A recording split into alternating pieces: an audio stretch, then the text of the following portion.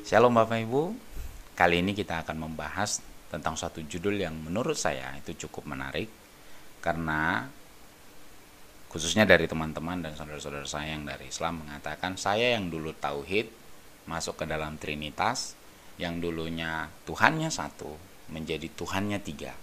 Jadi saya dikatakan memiliki tiga Tuhan. Nah, di sini melalui video ini saya berharap kita bisa sama-sama belajar, baik yang dari Kristen maupun dari Islam. Kita sama-sama belajar berdasarkan teks, jadi tidak keluar dari teks. Nah, di sini kita akan bahas melalui dua pendekatan. Yang pertama adalah pendekatan secara ilmiah. Tentu ini berkaitan dengan ilmu logika. Jadi bermula dari seorang teman yang mengatakan bahwa Tuhan saya tiga karena dia telah membaca sebuah ayat di dalam Alkitab. Terjemahan dari ayat ini. Apa itu Bapak Ibu? Ini dia. Poretentes matesate pantata etni, baptizontes aftu isto onomatu patros, ketu aios pneumatos. Pergilah, jadikanlah semua bangsa muridku, dan baptislah mereka dalam nama Bapa dan Anak dan Roh Kudus. Matius 28 ayat 19. Saya maklum, kenapa? Karena teman saya ini tidak membaca kitab Kejadian sampai Wahyu. Jangankan kitab Kejadian sampai Wahyu, hanya membaca ayat ini saja, yang mungkin didapatkan dari sebuah modul atau dari sebuah pembelajaran atau kuliah umum atau apapun yang mungkin yang bisa didapatkan di internet Bapak Ibu. Nah, hanya karena membaca tulisan Bapa dan Anak dan Roh Kudus, langsung mengatakan, oh tidak bisa, ini tiga. Kenapa? Ada kata dan di situ. Nah, kata dan dalam penjumlahan matematika itu sudah pasti 1 tambah 1 tambah 1, 3. Jadi tidak mungkin 1. Nah, hebatnya Bapak Ibu, teman-teman kita dari Islam, mereka bisa menyebutkan Trinitas. Sementara mungkin kalau orang Kristen itu pasti jarang menyebut tauhid, ya. Jarang sekali saya dengar ada orang Kristen bilang tauhid.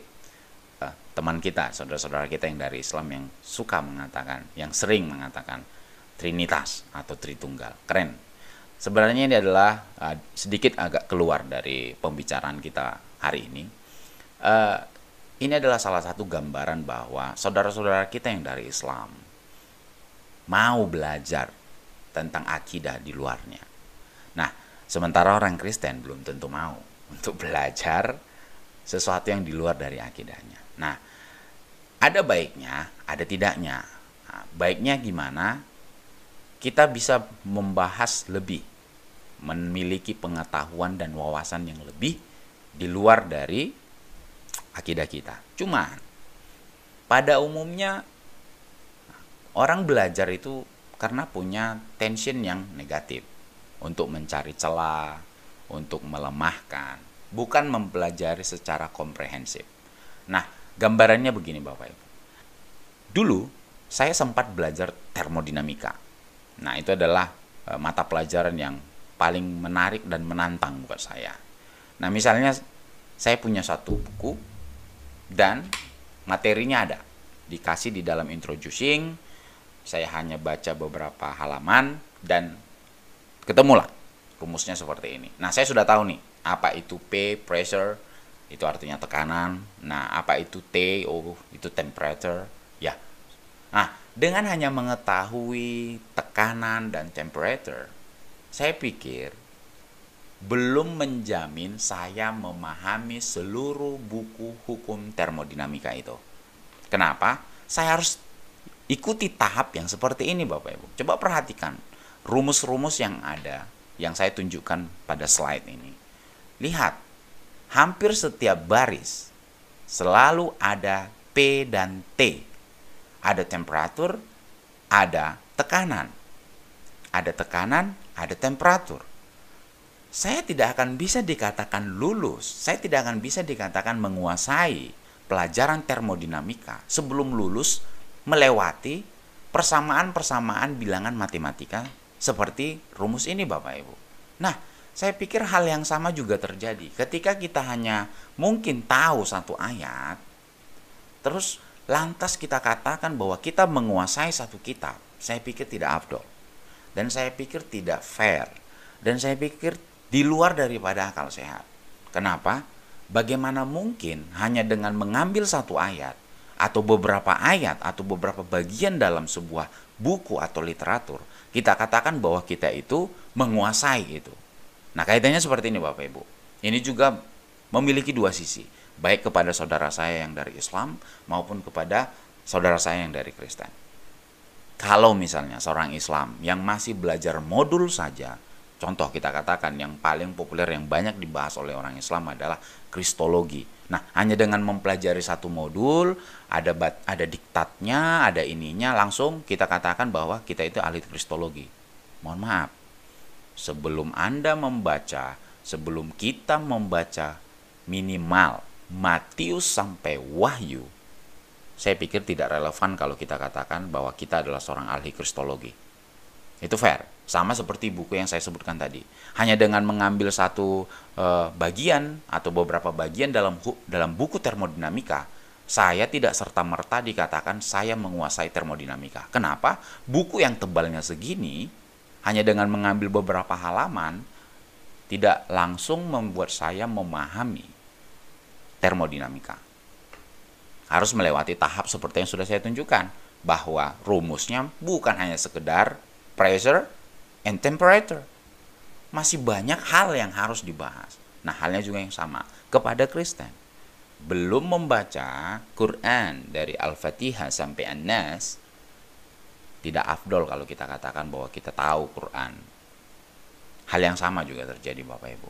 Jadi, kita bicara secara fakta dan literatur. Kalau kita katakan kita menguasai Alkitab, merasa lebih tahu dari orang Kristen, ini khusus kepada teman-teman saya, saudara saya yang dari Islam. Mohon maaf, sebelum Anda membaca Kejadian sampai Wahyu, bagi saya, ini menurut pribadi saya, Anda bukan seorang ahli. Hal yang sama juga terjadi kepada yang Kristen. Sebelum Anda membaca Quran, Al-Fatihah sampai An-Nas, mengaku sudah mengetahui banyak tentang Islam. Mohon maaf, belum. Karena apa? Pembelajaran itu harus komprehensif Bapak Ibu dan sistematis. Supaya apa? Kita bisa dapat clue-nya, kita bisa dapat gambarannya. Nah, saya lanjut. Kembali. Ini hanya mengingatkan saja supaya tidak terjadi yang namanya debat kusir yang tidak bermanfaat. Saya katakan itu tidak bermanfaat. Kenapa? Sama-sama tidak belajar secara komprehensif, secara terintegrasi, tapi membahas sesuatu yang terintegrasi. Kan nggak afdol. Kita katakan kita harus belajar termodinamika, ya harus baca semua. Sama-sama kita harus baca termodinamika, itu baru namanya diskusi yang baik, Bapak Ibu. Nah, kembali ke yang kita bahas hari ini. Nah, teman saya itu bilang, nah, dalam penjumlahan matematika, kata dan itu adalah penjumlahan. Dalam matematika, kata dan itu adalah penjumlahan. Sampai teman saya itu bilang, Allah Bapa, Allah Anak, Allah Roh Kudus. Berarti dan. Berarti 1 tambah 1 tambah 1 sama dengan 3. Jangan ditafsirkan macam-macam. Nah, orang Kristen atau para pendeta atau para teolog mengatakan bahwa 1 tambah 1 tambah 1 itu sama dengan 1. Di mana? Itu nggak masuk akal. Itu di luar akal sehat. Nah, ya ada benarnya Bapak Ibu. Saya katakan benar. 1 tambah 1 tambah 1 dalam matematika itu adalah 3. Jadi, saya setuju dengan pernyataan teman saya itu, dan saya katakan, oke, saya ikutin. 1 tambah 1 tambah 1, jangan ditafsirkan 1 di dalam 3. Karena apa? Karena ada kata dan di sana. Baik, nah, sekarang saatnya kita akan bahas tentang matematikanya. Bedakan kata dan bedakan kata atau, kata beliau. Nah, ini saya tampung Bapak Ibu. Nah, menariknya adalah, kita masuk ke dalam teks sekarang. Conjunction atau kata penghubung. 2 kata penghubung yang dipakai, yang biasa dipakai di dalam Quran itu adalah wa dan au. Wa artinya dan au artinya atau. Nah, kita akan lihat di dalam Quran surah 4 An-Nisa ayat 3. Kita bisa lihat sendiri Bapak Ibu di sini. Nah, ini bicara tentang berapa banyak yang bisa dinikahi oleh seorang Islam. Nah, kalau Bapak Ibu perhatikan, yang saya garis merah itu adalah matna wa thulatha wa ruba'a. Perhatikan kata wa di situ, saya kasih tanda panah.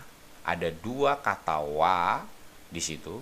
Nah, seperti yang sudah saya ungkapkan tadi, bahwa wa adalah dan au adalah atau. Kita artikan atau. Nah, di tanda panah besar, Anda perhatikan ada muncul kata au. Dan di tanda panah merah, saya kasih tanda wa. Namun di dalam terjemahan Quran surah 4 An-Nisa ayat 3, 2 kata ini diterjemahkan sama. Ya, makanya ada muncul, maka kawinilah wanita-wanita yang kamu senangi, 2, 3, atau 4. Padahal dalam teksnya adalah 2 dan 3 dan 4. Kata au muncul di dalam tanda panah besar yang berwarna biru, baru diterjemahkan atau. Nah, ketika teman saya itu melihat ini, dia mulai agak saya bilang, di dalam Quran surah 4 An-Nisa ayat 3, di situ dituliskan sesuai dengan teks. Kalau kita buat penjumlahannya, kalau kita buat perhitungan matematikanya dari ayat ini, berarti 1 istri dan 2 istri dan 3 istri dan 4 istri. Kalau dijumlahkan 1 dan 2 dan 3 dan 4, berarti ada 10 Bapak Ibu. Nah, bukan 1 istri atau 2 istri atau 3 istri atau 4 istri. Nah, ketika saya katakan begini, harusnya ini 10 istri, bukan 4 istri. Nah, kenapa ditafsirkan 4 istri maksimal? Padahal ayatnya mengatakan 10. Ya. Nah, saya hanya sampaikan, kalau 1 tambah 2 tambah 3 tambah 4 bisa ditafsirkan maksimal 4. Kenapa 1 tambah 1 tambah 1 tidak bisa ditafsirkan maksimal 1? Karena sama-sama kaidahnya Bapak Ibu. Pertama diambil dari angka terakhir, yang kedua diambil dari angka tertinggi, kan? Hal yang sama, itu baru namanya fair. Ini yang bisa saya bahas dari sisi matematis. Tunggu video berikutnya. Tuhan Yesus memberkati.